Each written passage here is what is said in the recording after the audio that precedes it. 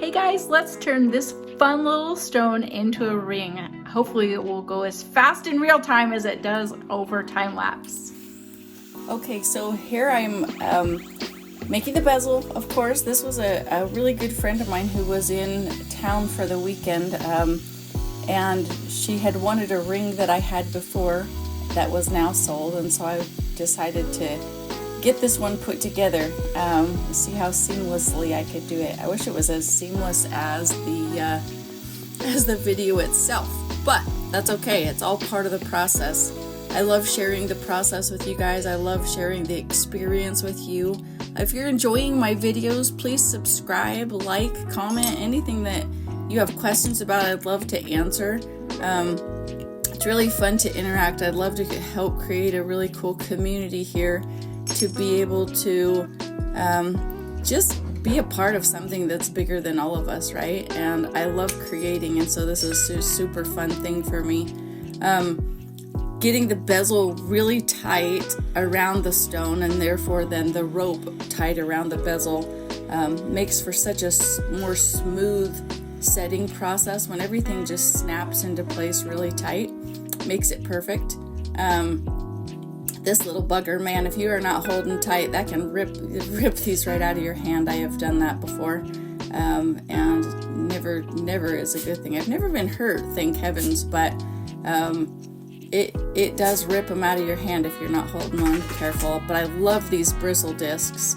I also love doing a pattern with the rolling mill on the back of the back plate of the jewelry. And there's that trusty saw doing the sawing. Oh my gosh, it was something that I hated doing at the beginning, so I forced myself to do a lot of sawing so that I could become more efficient at it. And here I'm got the triple split shank.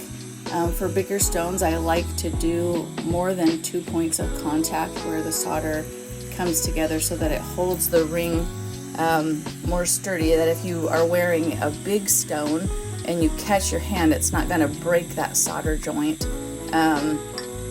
So yeah, super fun.